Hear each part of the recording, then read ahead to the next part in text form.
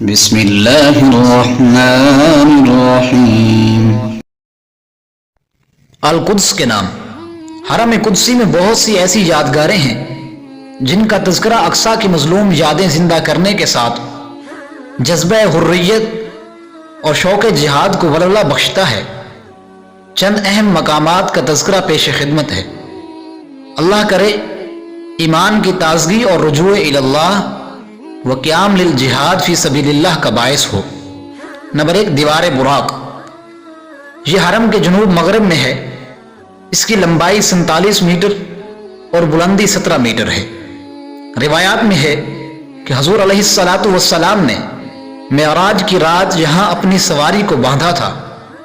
اس مناسبت سے اسے دیوار براق کہتے ہیں۔ یہاں مسلمانوں نے حرم کی فصیل کے ساتھ مسجد براق کے نام سے ایک مسجد بھی تعمیر کی تھی۔ اس کے ساتھ خانقاہ اور وقف جائیدادیں بھی تھی۔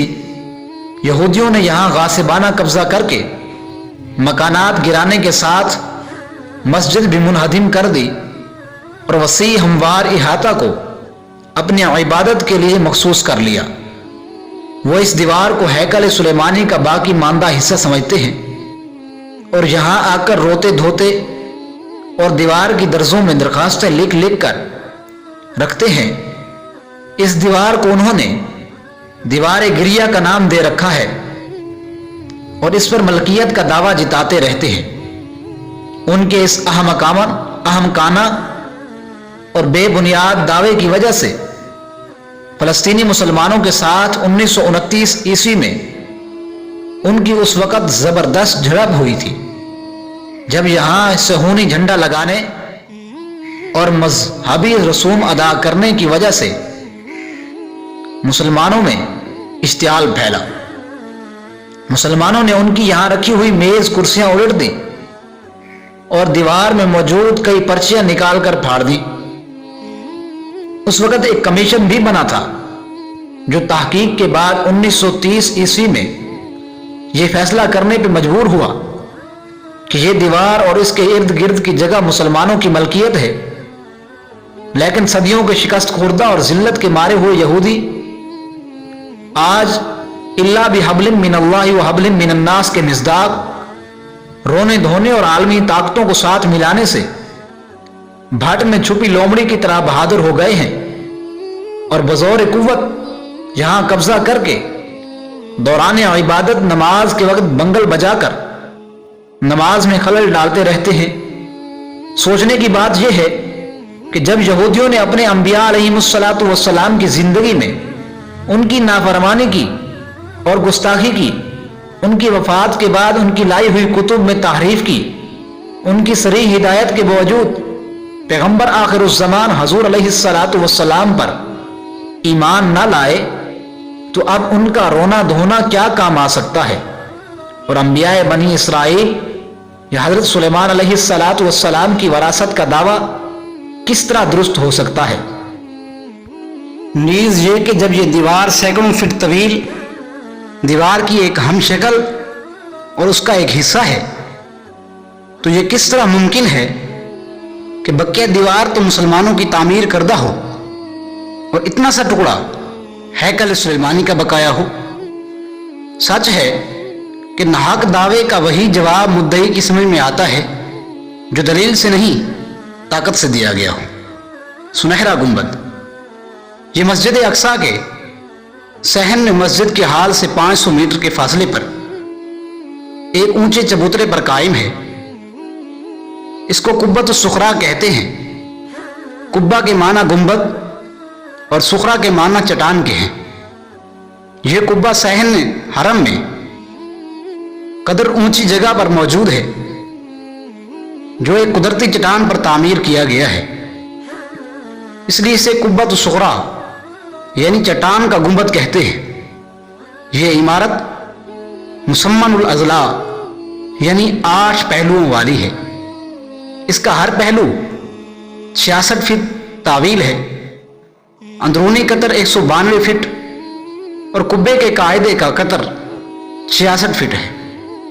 یہ قبہ 99 فٹ بلند اور لکڑی کا بنا ہوا ہے۔ جس پر باہر کی طرف سونے کا رنگ چڑھا ہوا ہے اور پیتل اور سیسا لگایا گیا ہے، اور اندر کی طرف گچ کا پلستر کیا گیا ہے جس میں خوبصورت سنہری کام اور پرتکلف آرائش و زیبائش کی گئی ہے۔ اس کی تعمیر کا آغاز 66 ہجری 685 میں اموی خلیفہ عبد الملک بن مروان نے کیا اور تکمیل اس کے بیٹے ولید بن عبد الملک کے ہاتھوں 72 ہجری میں ہوئی۔ مشہور ہے کہ بنی امیہ نے اس کی تعمیر پر مصر کے اخراج سے حاصل ہونے والی 7 سال کی آمدنی خرچ کی۔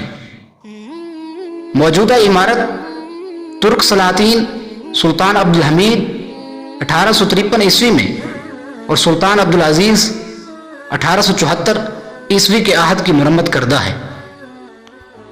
چنانچہ دیواروں کی بیرونی میناکاری، خوبصورت رنگین شیشوں کی 38 کھڑکیاں اور انداز تزئین سب مخصوص ترکی طرز کا ہے۔ عمارت کے باہر چاروں طرف خوبصورت پتھروں پر سورہ بنی اسرائیل اور سورہ یاسین کی آیات خط توراہ میں دل فریب انداز میں تحریر کی گئی ہیں۔ یہ آیات سلطان عبد الحمید ثانی نے تحریر کروائی تھی۔ کھڑکیوں کی بناوٹ میں اعلیٰ درجے کی حسن ترتیب اور بہترین جالی دار کام کو ملحوظ رکھا گیا ہے۔ یہ قبہ ایک اونچے چبوترے پر ہے جس تک پہنچنے کے لیے سیڑھیاں چڑھنی پڑتی ہیں۔ ان سیڑھیوں کے اختتام پر محرابی دروازے ہیں جن سے ایک وسیع چبوترے کی ابتدا ہوتی ہے۔ اس چبوترا کے بیچوں بیچ یہ خوبصورت قبہ قائم ہے۔ قبے میں اندر کی طرف ستون کی 2 قطاریں ہیں۔ پہلی قطار چٹان کے ارد گرد ہے۔ اس میں 4 نہایت تنظیم اور چوڑے اور 12 گول چھوٹے ستون ہیں۔ دوسری قطار ذرا فاصلے پر ہے۔ اس میں 8 بڑے اور 16 چھوٹے ستون ہیں۔ اس طرح اندرونی حصہ 3 حصوں میں منقسم ہو گیا ہے۔ پہلے میں چٹان رکھی ہے جبکہ درمیان کا حصہ ستونوں سے گھرا ہے اور تیسرا حصہ دروازے سے متصل ہے۔ آج کل دروازے کے ساتھ متصل حصے میں سبز اور درمیان والے حصے میں سرخ قالین بچھی ہوئی ہیں۔ مسلمان یہاں بیٹھ کر تلاوت کرتے ہیں اور قبلہ کی طرف منہ کر کے نماز پڑھتے ہیں۔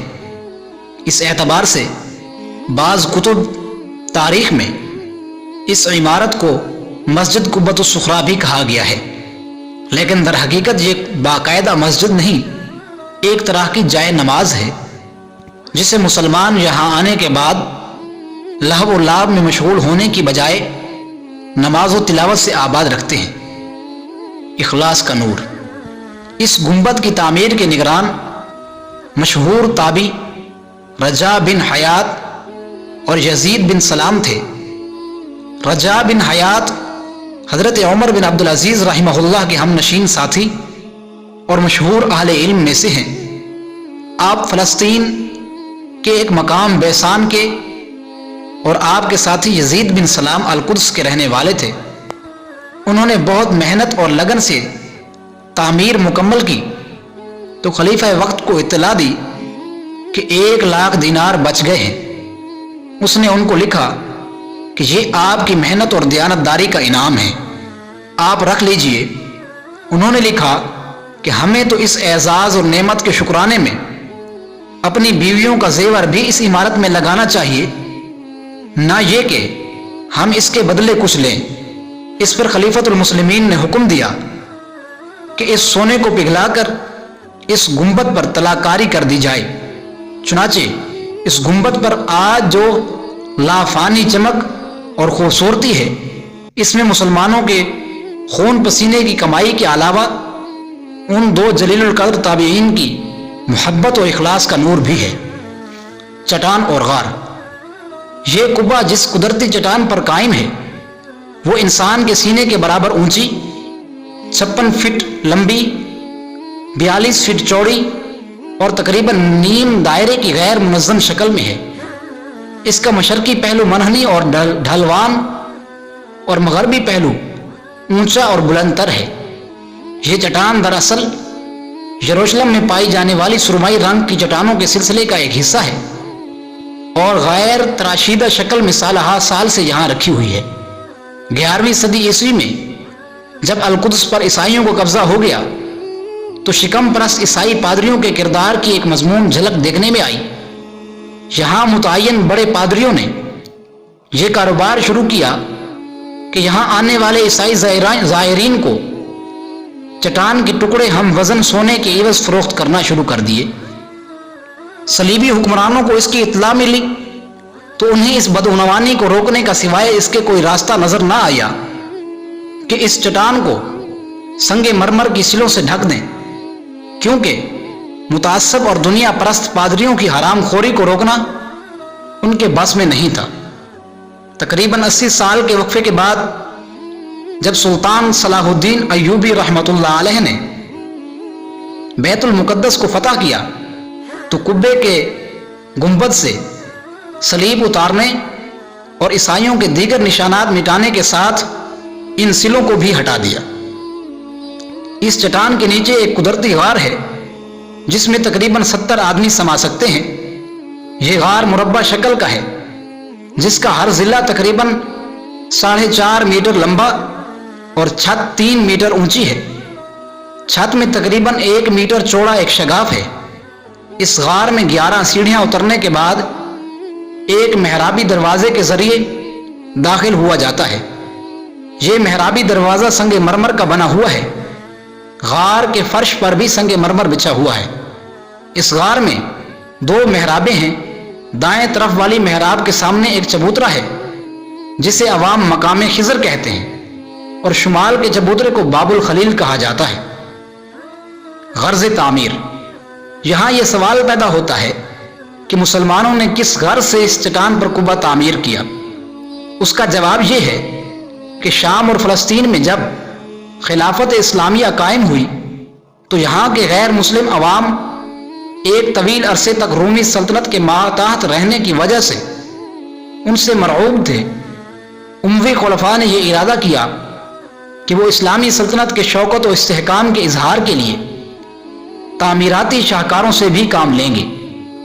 یہ عمارت اسلامی آثار قدیمہ میں سے اولین شاہپارہ ہے جو روز قیامت تک مسلمانوں کی عظمت و شوکت کی یادگار کے طور پر پہچانی جاتی رہے گی۔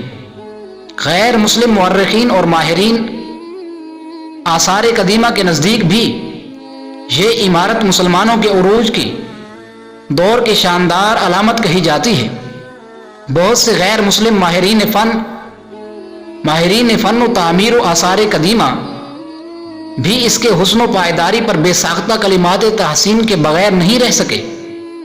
ایک فرانسیسی ماہر فن تعمیر نے جو قاہرہ یونیورسٹی میں سول انجینئرنگ کے شعبے کا استاد تھا، اس پر تبصرہ کرتے ہوئے یہ الفاظ کہے: یہ عمارت صرف ایک تاریخی یادگار نہیں بلکہ یہ بنی نوع انسان کی تعمیر کردہ فن پاروں میں سے بلند ترین معیار کی حامل ہے، جو ہر دیکھنے والے کی نظر اپنی طرف کھینچ لیتی ہے۔ اس کا حسن اور خوبصورتی انسانی وہم و گمان سے بالا تر ہے۔ اس خوبصورت گنبد کی تعمیر کے پس منظر کے متعلق مورخین کا یہ بھی کہنا ہے کہ حرم قدسی کی حدود میں یہ جگہ چونکہ نسبتاً ذرا اونچی تھی اور یہاں لوگوں کی دلچسپی کا مرکز ایک بڑی چٹان اور زیر زمین غار موجود ہے، اور خلیفہ ولید بن عبد الملک تعمیرات کا بہت شوق رکھتا تھا۔ مسجد نبوی میں اضافہ، دمشق کی تاریخی جامع مسجد کی تعمیر اور مسجد اقصیٰ کی خوبصورت عمارت کی تکمیل اس کے اعلیٰ ذوق تعمیر کی گواہ ہے۔ اس لیے اس نے یہاں گنبد والی خوبصورت عمارت بنوا دی جو در حقیقت کوئی مخصوص حیثیت، فضیلت یا مذہبی اہمیت نہیں رکھتی، بلکہ مسجد اقصیٰ کے صحن میں موجود دوسری خوبصورت عمارتوں اور ستونوں پر کھڑے کبوں کی طرح فن تعمیر کا ایک اعلیٰ نمونہ ہے اور بس۔ بعض مورخین نے اس عمارت کے بنانے کی وجہ یہ بھی بیان کی ہے کہ القدس شہر میں کنیست القیامہ نامی ایک خوبصورت گرجا تھا جس کو دیکھنے کے لیے عیسائی زائرین دور دور سے آتے تھے۔